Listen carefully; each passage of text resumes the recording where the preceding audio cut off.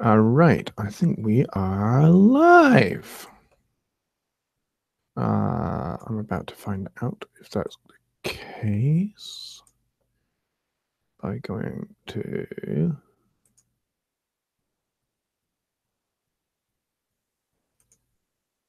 No, didn't want to do that. That's what I wanted to press. And we should be live, folks. If you can hear me, please say hello.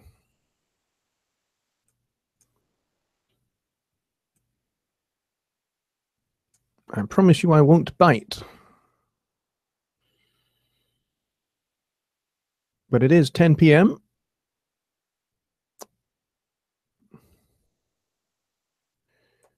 And I said that I would be broadcasting at 10 p.m. I have 3 people watching. One of those will be me, because I have to log into my own YouTube channel, so that'll be 2 other people. Say hi in the chat if you're here and you're watching. Skip is here. Skip, you're the first one. Excellent. And John Foreman, hello from the USA. Excellent. Fantastic. I'm very glad to have you both here. And hopefully we'll have some more people jump in the room. I think the last time we did a stream, I think we had 17 or 18, more or less, in the stream, which was awesome. So looking forward to getting this one underway. And looking forward to answering your questions. And just enjoying hanging out with you guys and enjoying the chat. That's going to be cool. So if you saw my little announcement video that I put up this afternoon, which would be this morning for you guys, it's been a beautiful day outside. It's been 28 degrees centigrade, which is, I don't know what that is in Fahrenheit. My maths is rubbish. But it's been absolutely gloriously hot and sunny here in Edinburgh. It's been fantastic. So the kids went to a very nice park in some woods at the top of a hill near a place called Craigmillar Castle, which is just a very short stroll away from where I live.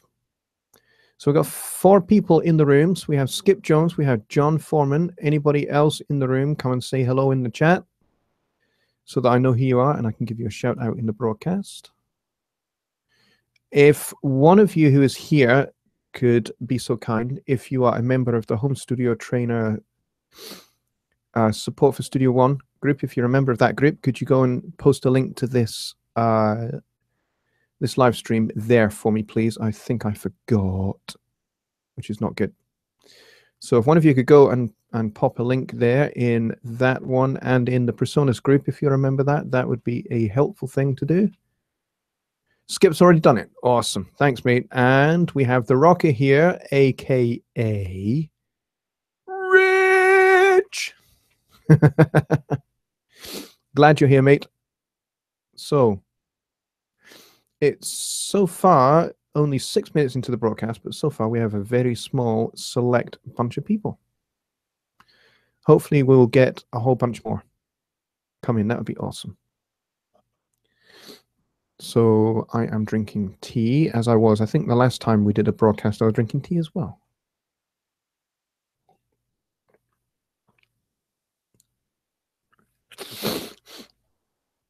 I'm a little bit snuffly at the moment. It's not hay fever. My son has a cold, and I think I'm probably getting that from him. So always entertaining to get everybody's colds when they come along, and that tends to be what happens to me. So please forgive and excuse the snuffling and the snorting and everything else. And maybe even sneezing. Hopefully we won't have too much of that. So we will just, okay, the Rocker says, just posted the link to here as well, Skip. Excellent. The more the merrier. Well, maybe one of you could go and put that link in the Studio One Sessions group. That'd be cool. So I don't think we've hit that one. And that's, again, this is me. I forgot to do all this. Normally, this is part of my setup procedure for a live stream that I'll get links posted but I kind of forgot to do that. So sorry. Posted on HST, Persona Studio One, and Sessions. Excellent, Skip. You are a legend. Heads or tails, Skip? Any other groups you can think of, just, go get them in there. That would be really cool, because I would really like to get a good crowd in here this evening or this afternoon, as it might be for you guys. I think it must be, 5 o'clock for some of you, 6 o'clock for some others of you in the States. So I'd like to get a really good crowd in here so that we can talk music, we can talk songwriting, we can talk mixing, we can talk mastering, we can talk recording, we can talk microphones, we can talk whatever you want to do in music production. That's what I am here for. Now, obviously, because I'm using Google Hangouts to do this, it's not quite as all singing and dancing as Dave Vignola's or Johnny Gibe's streams.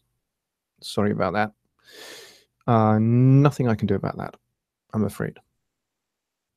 Percent PM EST. Where's percent on my key? Oh, that'll be 5 PM. Okay, that's cool. So some folks will be probably just on their way home from work. So we have 6 people in the room, which is great.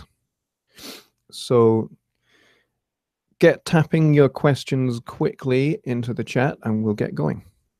So we can talk. I think last episode we did some talk about chord changes and harmony and music theory, as well as other things, as well as mixing and all of that kind of stuff. Yes, 5 PM, excellent. As well as a whole bunch of other things as well. So I'm happy to talk chord changes. I'm happy to talk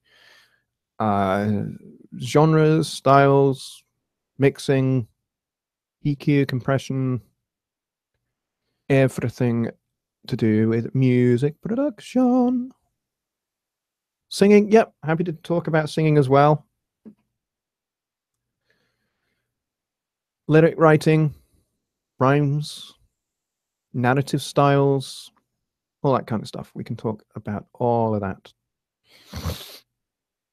Excuse me, although I want to save at least a little bit of that for my Songwriting Wednesdays live stream with Jonny Gibe, which will be tomorrow night over on his YouTube channel.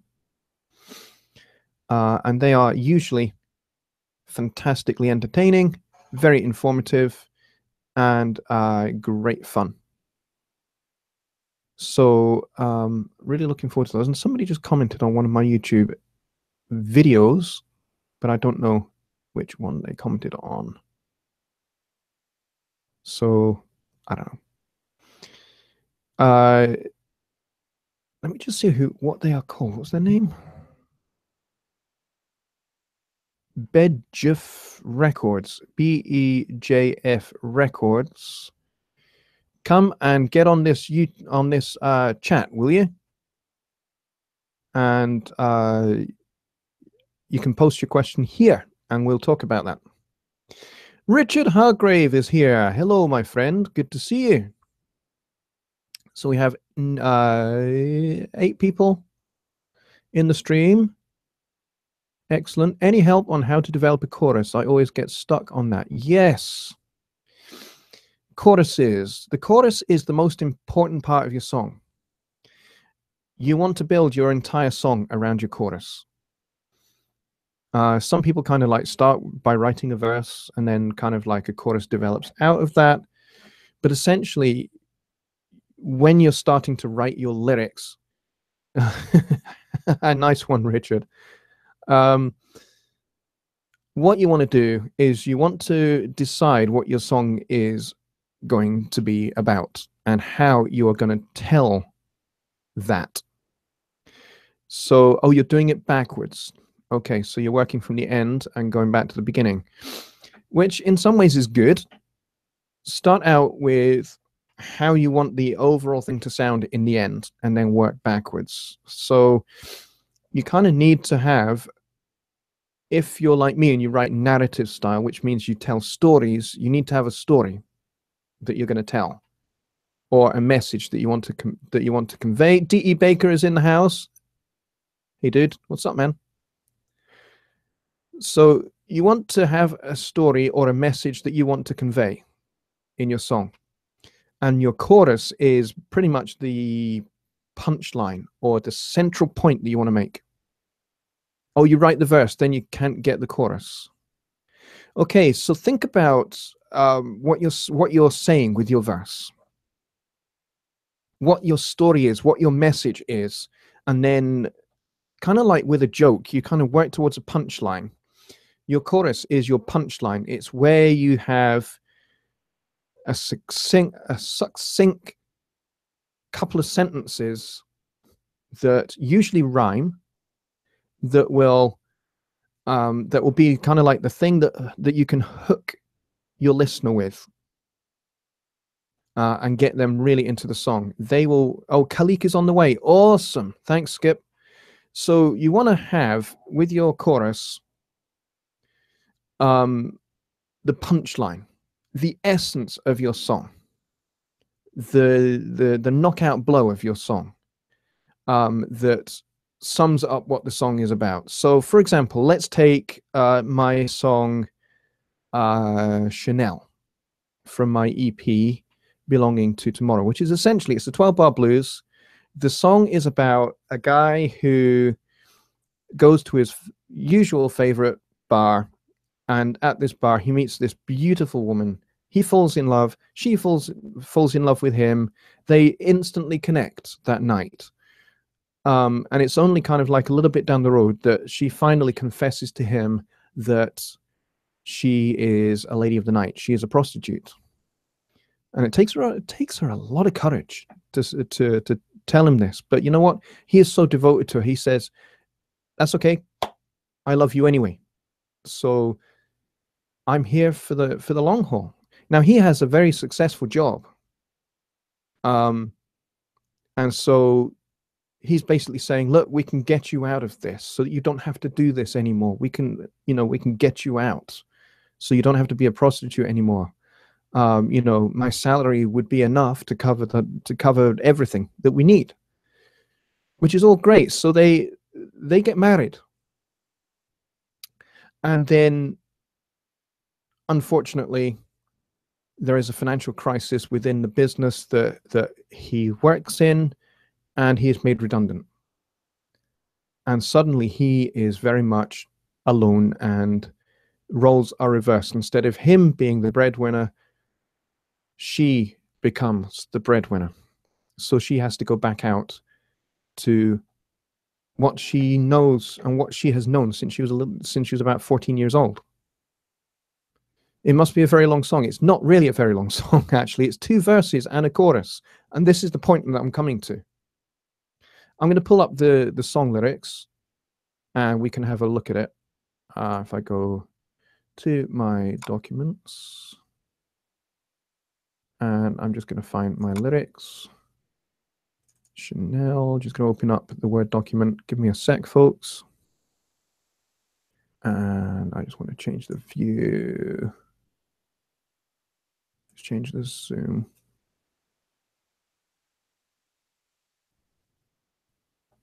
Let's change it back to about 80%.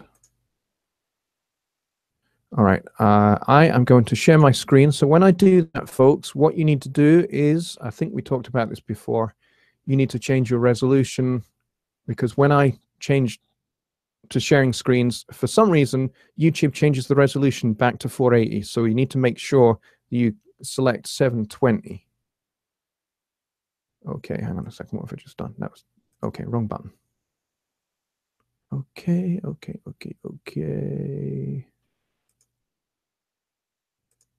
I'm just selecting a window to share. Okay, hopefully you can see this. And I'll get to the point of what I'm saying about this. So I'm basically telling you the story of the song. Okay.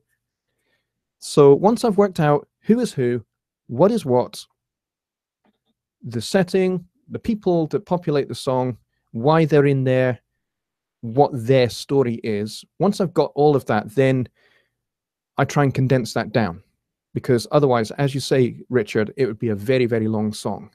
you know, it would be Dylan-esque. Sorry, Bob. But really, 16 verses for a song? Yeah, maybe not.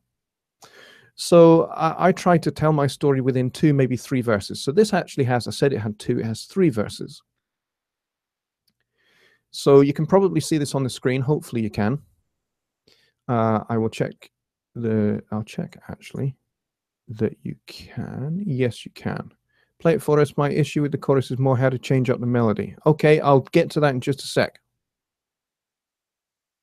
Okay, I promise I'll get to that in just a second. So basically, I've written this song from the perspective of the guy, the husband.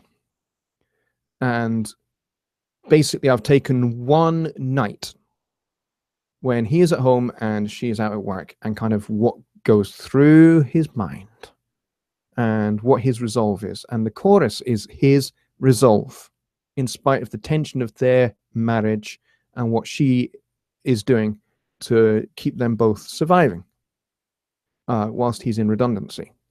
So here I am, I'm staring at my phone, don't got no plan, I can't wait for when you're home, there'll be wine and sweet recline. So he's looking forward to when she comes home, but he's staring at his phone, he's waiting for her to ring.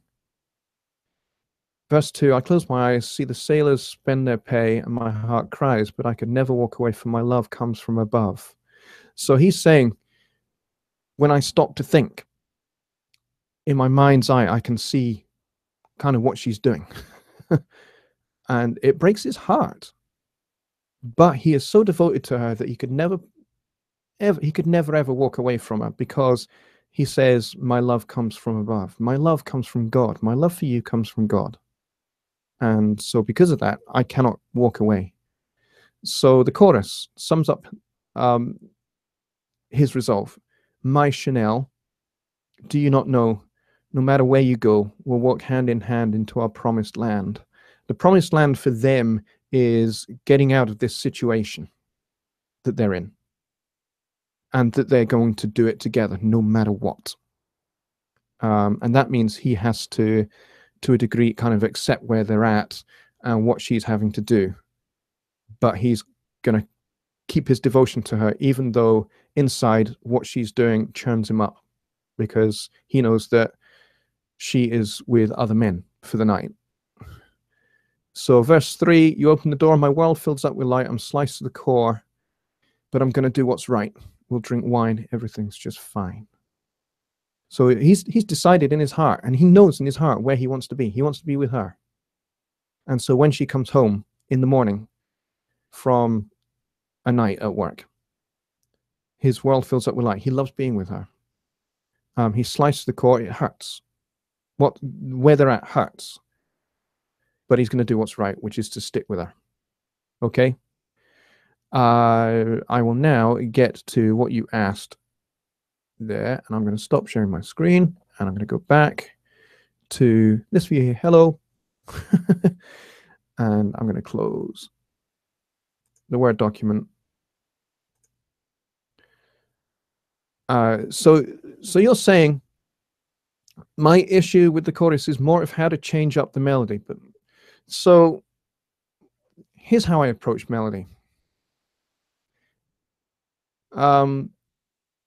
Hey, Khalik, you're here. Good to see you, my friend.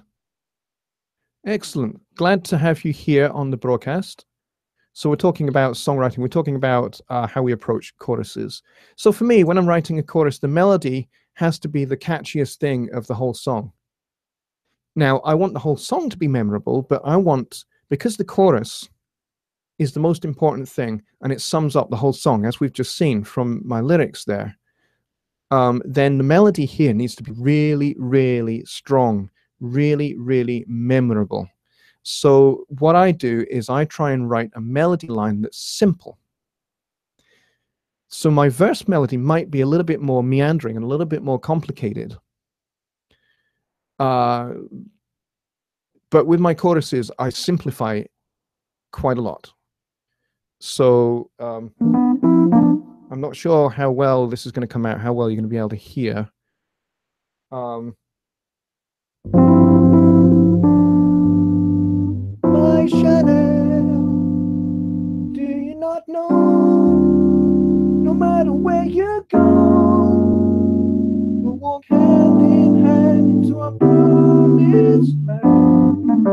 So it's kind of, for me, it's about making a melody really strong, and then you back that up with some strong backing vocals. I'd love to play the track for you, but I'm not sure how well that's going to work. The actual audio track. I could try. Let's see. Let me see if I can do that. I'm not sure whether you'll be able to hear it, but we will certainly give this a whirl. Actually, let's do it in Studio One. I've got a song open already, but I'm going to open a new one. Okay. All right, I'm going to actually play the song, and I'm going to play it just before the chorus. So the last, in fact, I'll play it from verse 2.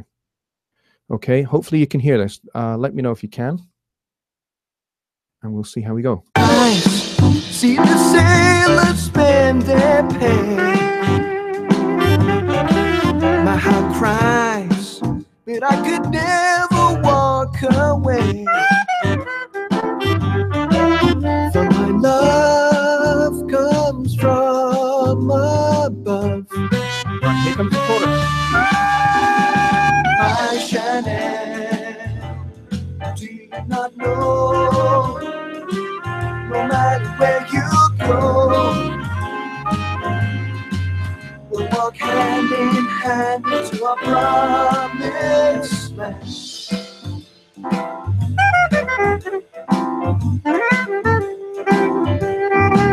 You open the door, and my world fills up with light. So the key for me is keeping the melody simple, especially for me.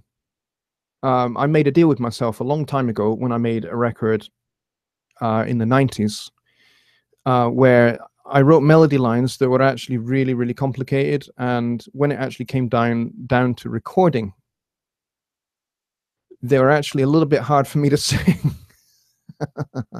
And it was just, you know, like, I think I did like 30 takes or something ridiculous before I finally nailed it. And it's my song, you know, it's ridiculous.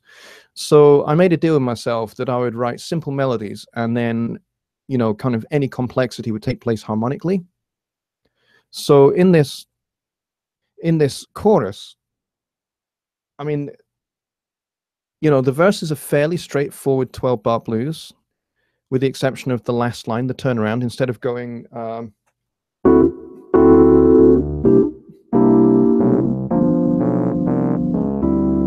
which is what you would expect it to do, doesn't do that.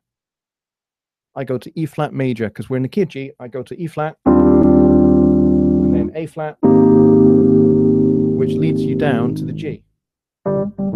Whoops. And then the chorus, well, should we say it's a little bit different? It's not a 12-bar blues at all at this point. At this point in the chorus, the chord changes are moving by intervals of a minor third. So we go G,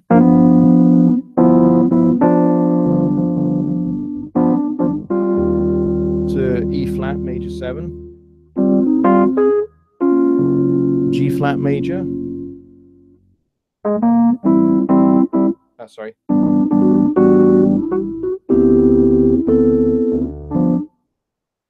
so then we've done a 2-5-1, so we've gone A to D to G.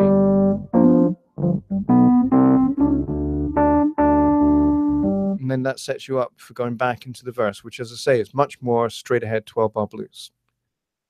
Okay, so I hope that answers your question, John. If you could let me know, that would be great. Hope that helps.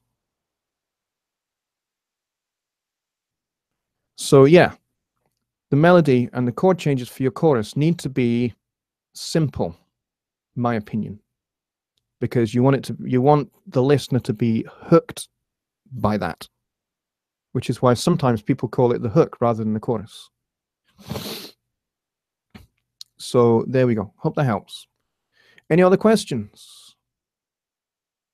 But it's really fantastic that we've got 11 people here now, which is great. So we got, who else we got here? Okay, John, thank you. Gives me some ideas to try. Excellent. Glad to hear that. I hope that helps. And yeah, please keep in touch with me on this, and let me know how it goes for you. And if you've got any other questions, issues that you might have with this particular song you're working on, don't hesitate to post me a message on Facebook, or we can hook up on Skype and we can do a Skype session if you like, if that would help. So we have the magnificent Khalik Glover in the room, which is awesome. Thank you for coming on my broadcast, Khalik. I hope you're enjoying it. Jim Hammond says prostitutes are cheaper than wives. Are you speaking from experience? I wouldn't know. I'm kidding, Jim. No, I have no idea. I'm going to scroll up and see if there are any other questions. I'm not seeing any. So if anyone else has another question, that would be cool to keep the ball moving forward 1 yard at a time, as somebody once said to me. I think that's American football. But yeah, let's keep this thing moving forward. So tap your questions in quick so that we're not kind of sitting, staring at each other, waiting for questions to come in, because there is a delay with the chat in YouTube. I think, Skip, I think you once timed it at about 12 or 15 seconds, which is ridiculous. So when we talk about the bridge, how would you use this? That's a really good question. It depends. There's lots of different uses for a bridge. The way I tend to use a bridge is to lead to somewhere else, which is what bridges do in reality. You know, if you want to cross a stream, usually you have a bridge, unless you're going to go stepping stones. But usually you have a bridge that takes you from one place to the next. That's kind of the functionality of a bridge. So a bridge could be an interlude, a musical interlude. And I can demonstrate that for you again back in Studio One. I can close Chanel. I don't want to save any changes I made. What we're going to go to, let me see. I'm quite thinking about going to Paper Deity, actually, again from my EP. So it's going to take us a few seconds to load up, because there's a lot of plugins and stuff involved with this song. And there's some virtual instruments that it has to load up as well. So loading for Paper Deity takes a little bit of time, but the backstory of Paper Deity, whilst we're waiting for it to load up, is it's all to do with how we, if we are not careful, can deify money. We can make money so important that we practically worship it. And that can happen to you whether you're rich or poor.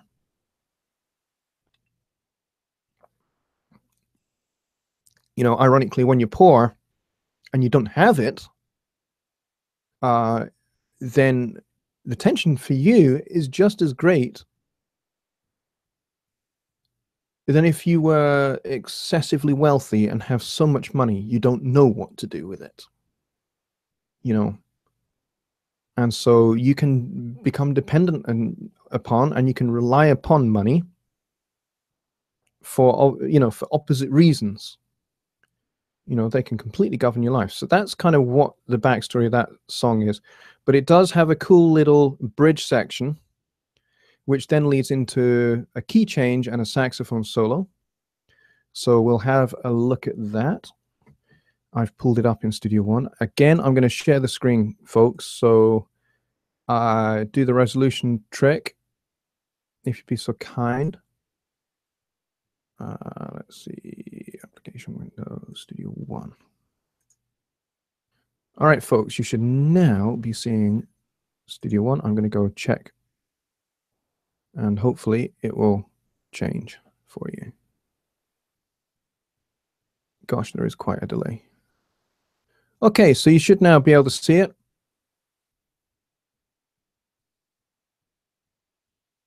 Hang on one sec. So I think the question there, I think as I was just flicking through and I spotted your question, Richard, you said, so when we talk about the bridge, how would you use this? Then you said, and how long would it usually last in bars?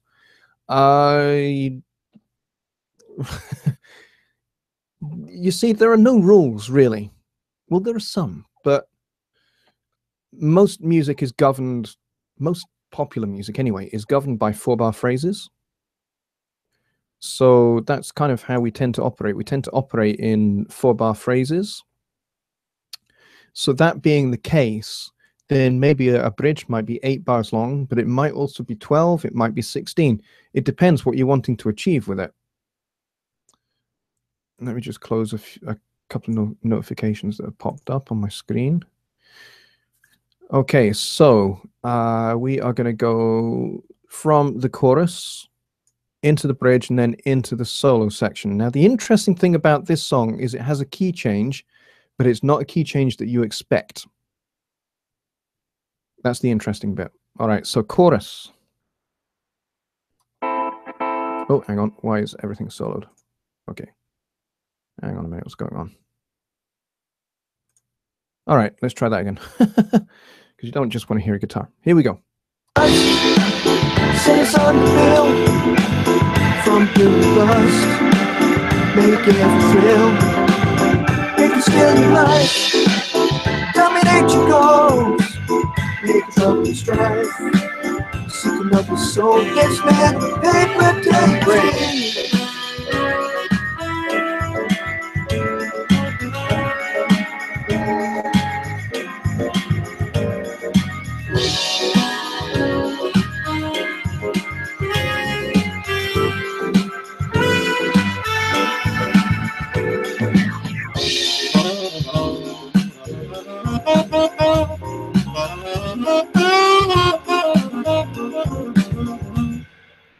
Okay, so then we're off into an awesome tenor sax solo, which is epic, by the way.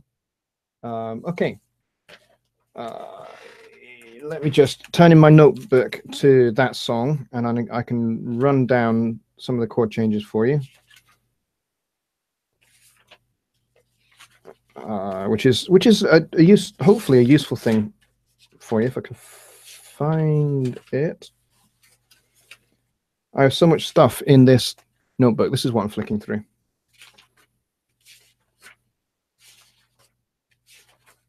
Here we go, paper deity. So there are actually 2 key changes. You may have noticed, although you may not. It depends. So the chorus is kind of like a D major thing. So we're kind of going to G, B flat, F, G, D, back to the B flat, then the F over A, G over B, and what I'm using here is I'm using the B in the bass as a springboard to lead me to the key of E. Even though the key of D and the key of E are not related at all, I've used just the B in the bass as the hook to get you into the key of E. So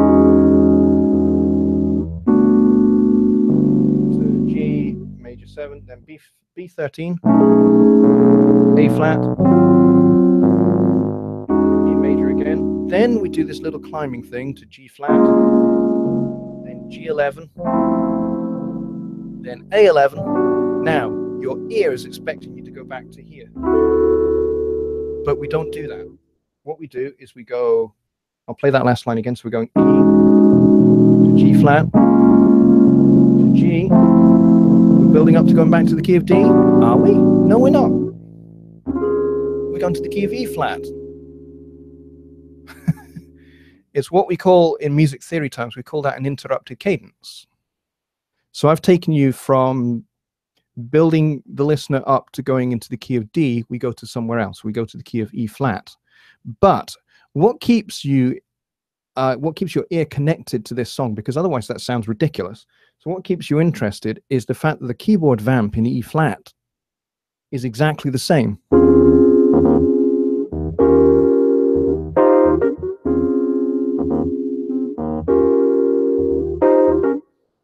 And that's what keeps the listener connected, because it's a familiar figure.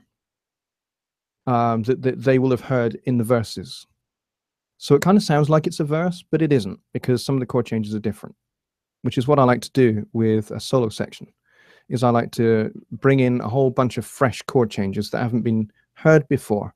And that keeps, again, it's another way to keep the listener hooked all the way through from bar one to the final fade out, is you have these little devices that keep the listener engaged. So it might be, in the case of this bridge, most of this bridge is fresh material.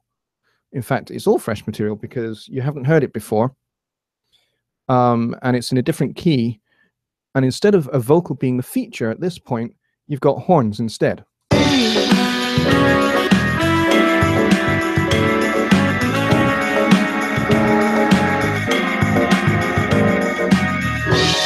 So that first horn phrase is then answered by some backing vocals singing a line which is deliberately barely audible. You don't really make out what the words are. That's a little bit deliberate. So the line that they're singing there is "One life is more than gold," which is kind of like the whole premise of the whole song is all about how you deify money, to the point where actually you end up cheapening life, even whether you're rich or whether you're poor. You can end up cheapening your life. So that's the price you pay for deifying money. And so that's what that little line is, and that's the only bit of vocal that's in the whole song. So then we get this next horn phrase,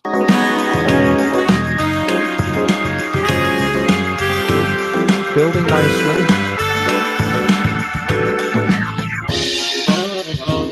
And what really helps that build is the Hammond organ, as well as the rising melody line in the horns. So you get this kind of suspense, suspended note resolved, next chord up, suspended note resolved, and then you got the Hammond organ roaring, wailing away before it does the nice little slide, and then we're into the solo section.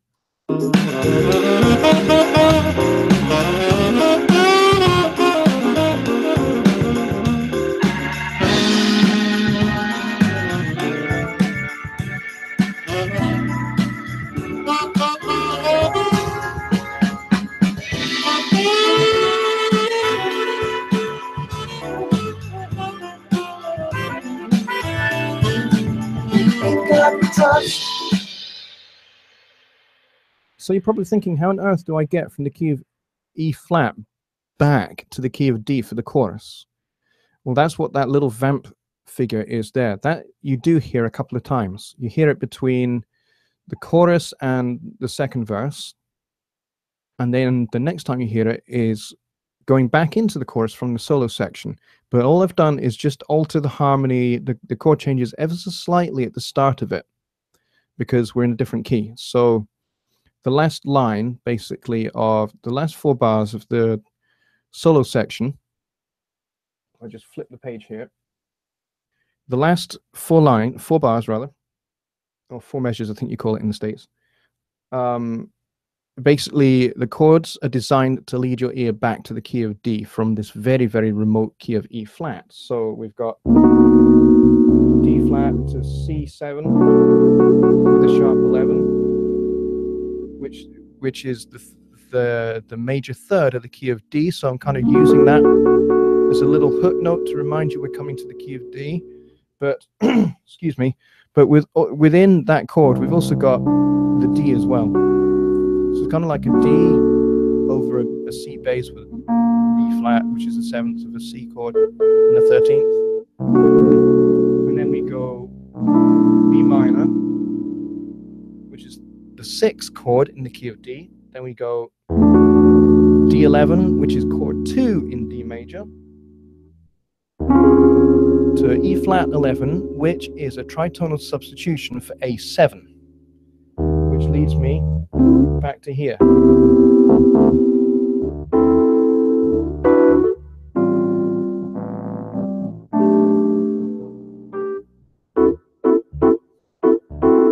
And then you're back into the chorus. So I hope that was helpful. So I'm going to stop sharing the screen. We're back to normal again. So I hope that helped, folks. I'm going to back up and see what I missed question-wise there. Skip Jones says, has a Steely Dan vibe for sure. Yeah, maybe a little bit. I don't know. I'm not an expert in such things.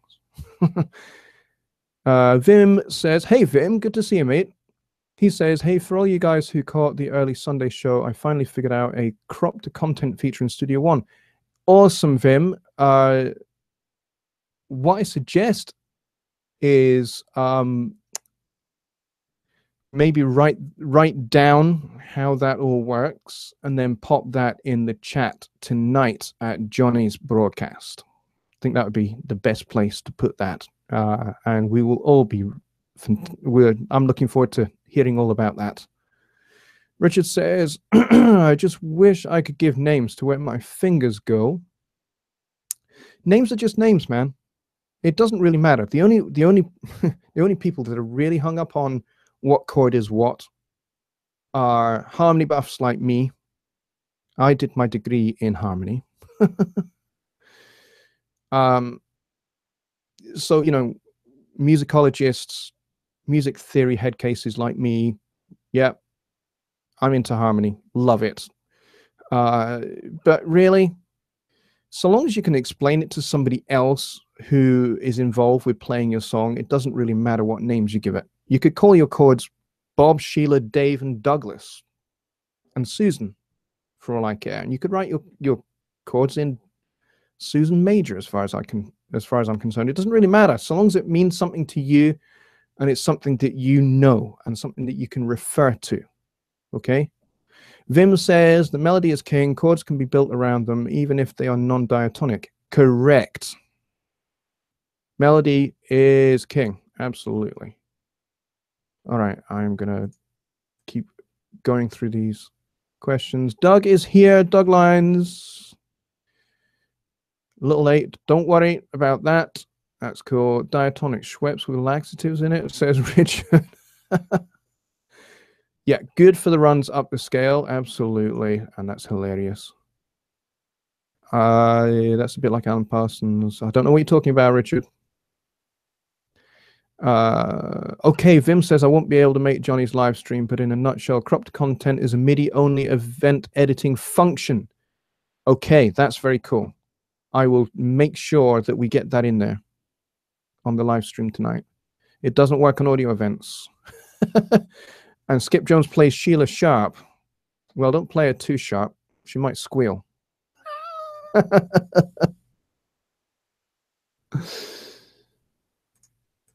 So yeah, so I hope that little dissection of that song was helpful.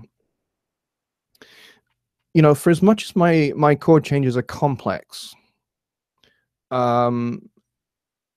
pretty much every chord is there for a reason. It's either there because it sounds good and it's providing some color, or it's there because it's helping a transition from one section of a song to the next. Because, you know, I don't like to make key changes obvious because, well, you know, obvious is overdone as far as I'm concerned. I mean, you know, you get so many songs that are like, you know,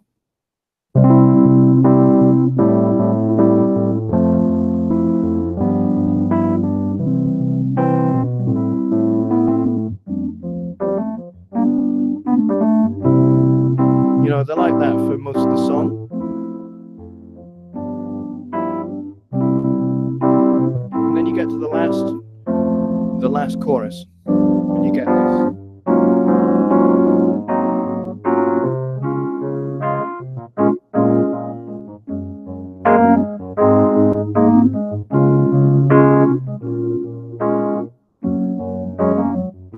And to me, that annoys the life out of me.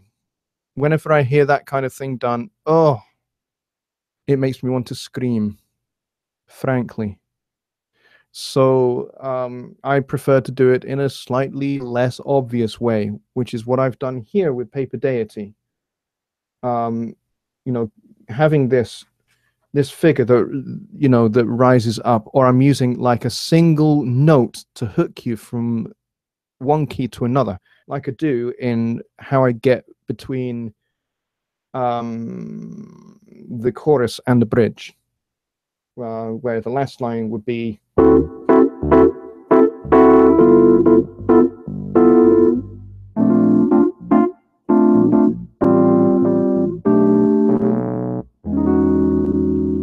And now you're in the key of E without realizing it. And the only link between the two keys is that B there, because it's the B is essentially the 5 of the key of E. Okay, so that's all that note serves as in the bass. That's the only reason that bass note is there. So it's subtle, and I like that. But I also like to deceive the listener. So, you know, they think they're going to go one place and they end up going completely somewhere else. Now, you have to be careful how you do that, because you could like be setting someone up to go to the key of, you know, let's say you're in the key of, your song's in the key of G, and you're setting somebody up to go to the key of C. So you're preparing them. You've got like your D minor 7 chord, and then you've got your rising bass line, and then you land in the key of C. And instead, what you do is you set them up. You lull them into a false sense of security. And let's say we go to the key of A flat. I'll see if I can do that.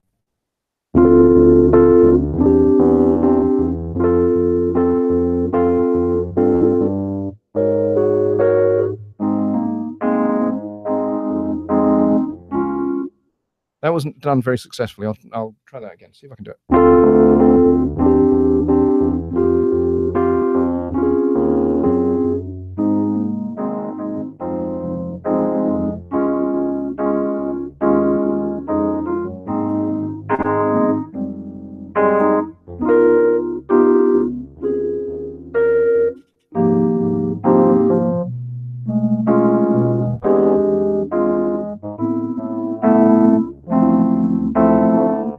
Now we're going to the key of C for real this time.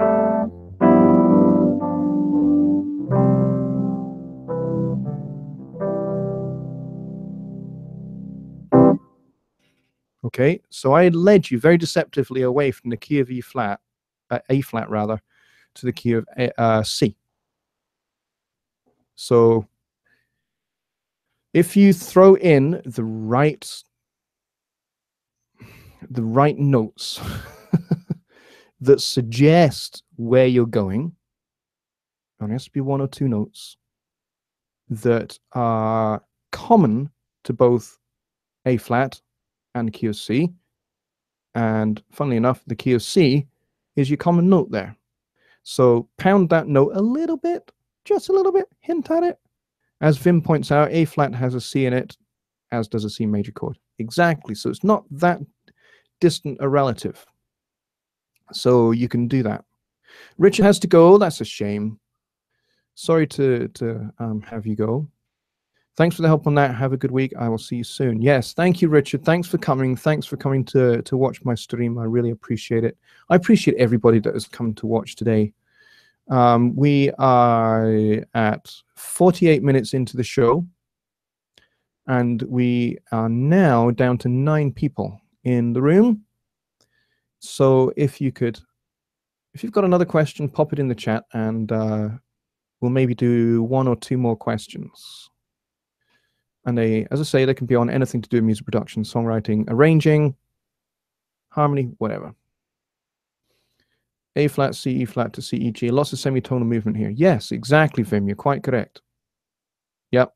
So you can do it by voice leading, which is what you're hinting at. I mean, what I did there was I was in the key of A flat.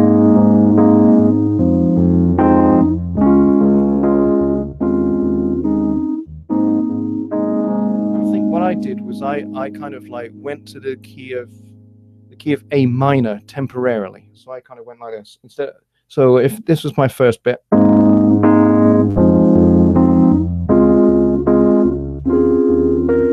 did this. So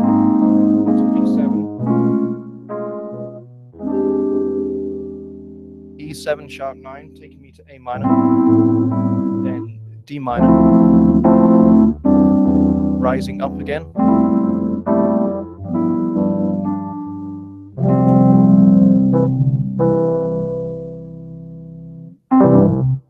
Okay.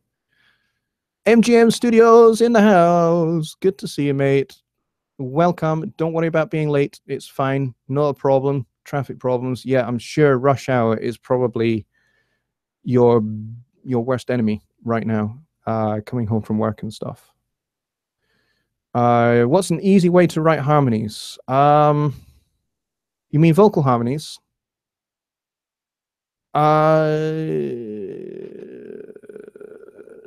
There's lots of ways to write harmonies. You break your chords into individual notes, and you probably want to have your melody sat on the top of your... So you probably want to have your melody sat on the top. So let's say your melody is going to go...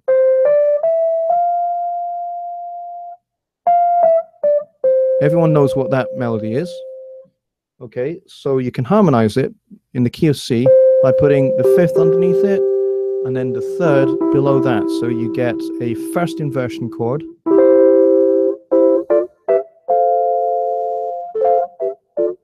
Everyone knows what that song is. Okay. And so I believe with that song, the melody was derived from the keyboard part, which is...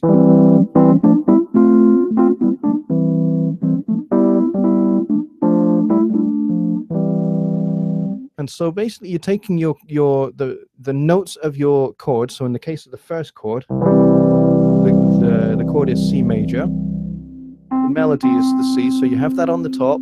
Then you just arrange the other 2 tones of your chord underneath.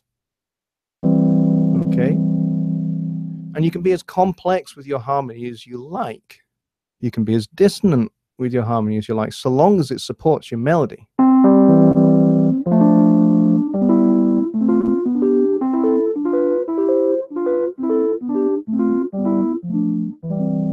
Okay, so I've just harmonized the C major scale just using this first inversion.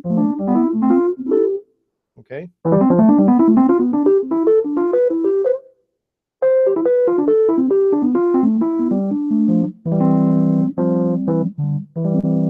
Okay.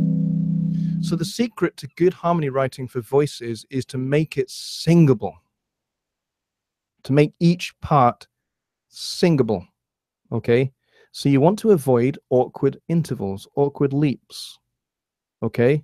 So awkward leaps would be, you know, let's say you've got your 4-part harmony, and let's say you're doing something very jazz orientated. You got something like there's your melody note, close, sort of semi-open harmony underneath.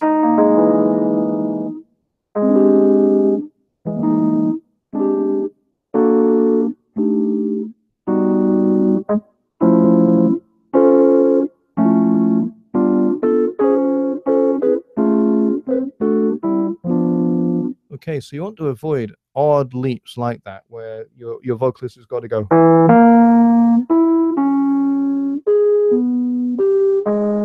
Because those are going to be really, really hard to pitch.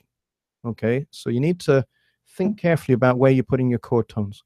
So going back to that C major chord, I had the C on the top, the 5th underneath, and then the 3rd underneath that. And that is a first inversion chord. We call it first inversion because root position would have the root at the bottom. Okay. First inversion has the 3rd at the bottom. Second inversion has the 5th at the bottom. So, you know, another famous song. I might get struck for copyright doing this, but I'll try.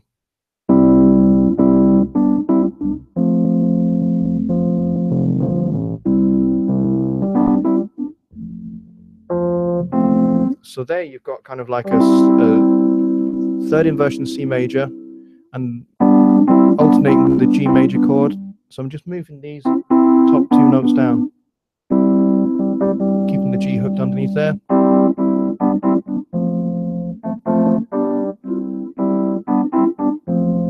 Okay, so all of that could be sung by 3-part backing vocals. So I hope those ideas kind of help you there, Vim. Not sure if you know of this book, but it was a major eye-opener in terms of lyric writing ideas. Stephen Fry wrote a book many years ago called The Ode Less Traveled, a fantastic read about poetry. Yes. Well, Bob Dylan was essentially a poet, as is Sting, as are a few others. I've talked about Eminem before, the rapper. I consider him to be a poet as well, because he uses lots of literary styles and techniques in his songwriting that resembles poetry. So he uses things like assonance, which is where you have words that sound the same, but they're not the same. That kind of like that he has, like, I think a lot of rap music, they use cascading assonance, which is where you have just like a whole string of assonance, one word after the other, that sounds the same as the previous word. And you build up a tension of that, which you then release in a longer line. And that in itself is a poetic style that probably dates back to like the madrigal period. So we're talking about, you know, maybe the 13th, 14th century, that kind of style of poetic language. But yeah, Stephen Fry is a well-known authority on verse. Any other questions? We're coming up on 57 minutes. I'm going to run for maybe another 5 minutes or so, and then we'll call it a night, because I will want to go and grab a bite to eat before Jonny's stream in an hour's time. So if you've got a last question, get it in there, and we can devote the final 5 minutes or so to that question. And I'm going to have a mouthful of cold tea. Yum. And indeed, it was yum. Believe it or not. So we have 11 people in the chat right now. If you've not posted a question, get it in super, super fast. Get the smoke coming off those fingers as you type on your keyboard. And whilst I'm doing that, I will close out Chanel. I'll keep Studio One open just for now, just in case we need it. Any further questions? The important thing with melody writing is the melody must... Oh, Doug, you had a notation question. Of course you did. Sorry, I will skip back up and see if I can find that. You said a week or two ago that you really like Notion. Yes, I do. Can notation convert MIDI from Studio One into stave notation? Yes, it can. With Notion version 6, and particularly 6.2, which is the version of Notion that we have out right now, there is excellent interoperability between Notion and Studio One. You can very quickly and easily send between one and the other. So you can send MIDI parts created with, let's say, the PreSonus Symphonic Orchestra. You might have string parts or what have you.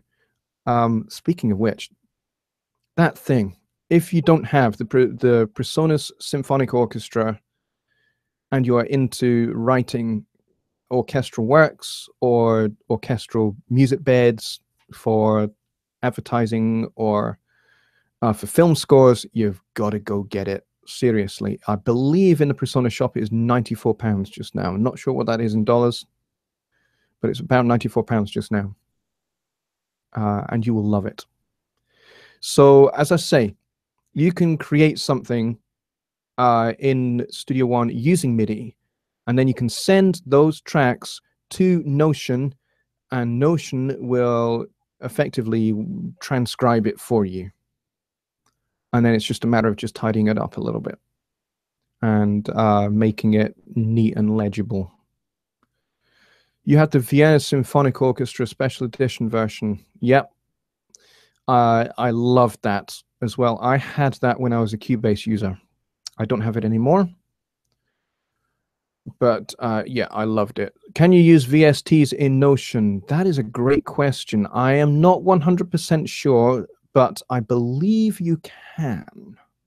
There are certainly a whole bunch of sound sets in the Persona shop that you can get. Third-party VSTs, I think you probably can. I will check for absolute certain, and I will message you, MGM Studios. Okay, I'll drop you a line to confirm it and how you set it all up and that kind of stuff. I will make sure you can do that. I'm pretty sure you can. I'm pretty sure you can. But there are a whole bunch of fantastic sound sets for Notion that either they either already come with it default, but you can also get expansion packs as well. Like there's a big band expansion pack. There's guitars. There's a whole bunch of them in the Persona shop. I can show you them if you would like. If you would think that it would be helpful, I can certainly do that. Let me just go and get to the Persona shop and we can take a look together. I'm very cool with that as an idea. Let me just get it all set up for you, and then we'll go ahead and I'm not even sure where it is in the shop. I have to have a look. Let's go and have a look at the Notion packs. Okay, yeah, there is hang on. Forgetting I need to share my screen. Sharing screen, application window. Okay, so there is this Notion expansion bundle pack, which has everything in it. And it's £282. And you get pretty much everything you could ever need. You get violins, violas, cellos, basses, saxophones. You get rare ones like the sopranino sax and the contrabass sax. I've even played a contrabass sax. It's massive. It's about 7'2" off the ground. And it's huge. And it sounds ridiculous. But I have actually played one. You get drum, cymbals, percussion, pitch percussion, various effects, banjo, mandolin, ukulele, fingerstyle acoustic guitar, classical guitar, flutes, clarinets, bassoons, horns, you name it, it's all there. Soprano trumpet, flugelhorn, Wagner tuba, and the jazz bundle. It's 11 gigs worth of stuff there, but it's phenomenal. So I think what we want to do is we want to go to, we don't want to go to that at all. We want to go software. And I think I want to go to Notion. Or do I know I don't want to do that? I think I want to, there is like a place where you can just check out all the add-ons for Notion. And I can't remember where it is. Here we go, Notion expansion bundles. So here they all are. And they're all very cool. So you can basically get whatever you need. So you can get the whole thing, or you can get the separate individual packs, like string techniques bundle. So this gives you things like sol, ponticello, harmonics, collegno, bartok, pizzicato, all sorts of stuff, including playing with the back of the bow, like in Holster Planets, in the first movement, which is Mars. The strings play the they play all of that with the backs of the bows. One of the things I did when I was at college was I conducted Mars and Neptune from Holster Planets, and I slept for about a week afterwards. So you get woodwinds, sections and duos, you get brass, you get woodwind complete bundle. There's a brass section pack here, which gives you which is great for doing fanfares, for like if you're into, you know, kind of the fanfare style writing for brass that Mahler did for some of his symphonies. You can do all of that. You've got acoustic guitar, mandolin, banjo, classical guitar. Then you got the jazz bundle, which is fantastic. And that gives you everything you would need: jazz brass, brass with mutes, woodwinds. And it just comes in all one download. And it's really, really good. So I can recommend all of that to you if it would help you. So let's go back to the chat. PreSonus Symphonic Orchestra retails at $99.99 on PreSonus web store. Yes, it does. I use East West Symphonic. Can I use that in Notion? I think so. Doug says, so Notion is not only a music scoring program like Sibelius, but it also contains, or you can add on virtual instruments to play through its interface and create MIDI audio to the DAW. So you can create in Notion, and then you can send those tracks that you create in Notion, which you write in Notion, or you play in on your controller keyboard into Notion. You can then send all of that to Studio One, where you can then mix it and master it and have your orchestral work fully mixed and mastered like that, ready for a DVD or a CD or SoundCloud or wherever you're going to put it. I am currently working and have been working on for about 6 months a work that's a bit of a departure for me. It's going to take me a good while to write it. It's going to take me maybe a year or two. It's that ambitious of a work, where I'm writing for a jazz combo, so it'd be a 5 or 6 piece band with full orchestra as well. And my dream is to have that played by the Metropole Orchestra out of the Netherlands, who are incredibly awesome. I've seen them play with Snarky Puppy, and they blew my mind. And I thought, wouldn't it be great to write something for a jazz group and the Metropole? Doug says, or you can just stay in Notion outside of Studio One to write music and score it. Yes. Yes, you can score in Notion. That's what Notion is essentially for. It's essentially a scoring software. And you can use all of those expansion packs that we looked at just now, or your East West or whatever, to create the sounds. And yes, you do have access to the PreSonus stock EQ and stock compressor, and I think you get a reverb and a delay as well that are essentially native to Studio One that are also inside Notion. So you can use those as well. And then once you've completed your score, you can send the whole darn thing to Studio One. It will create all of your tracks in your session in Studio One. It will route everything for you, and then you're ready to start mixing. It's ridiculous. It really is totally ridiculous. It for me, it blows Sibelius totally out of the water, because Sibelius doesn't have that interoperability with a DAW, whereas Notion has that with Studio One, and Studio One has that with Notion. So you can do something in Studio One, and you can, like, for example, for my EP, for my horn section, I mocked up the horn parts in Studio One, as you saw. Those are not real horns. They are virtual horns that I used, but I replaced them for the actual record with real musicians. I just mocked them up in Studio One, and then I sent those tracks to Notion. Notion created all the notation I needed, and I just kind of edited it, tidied it up, added some phrasing, some markings that the musicians would need to know where they are in the song and all of that. So I added all of that, and then I printed them all out on my cheap and dirty printer over here.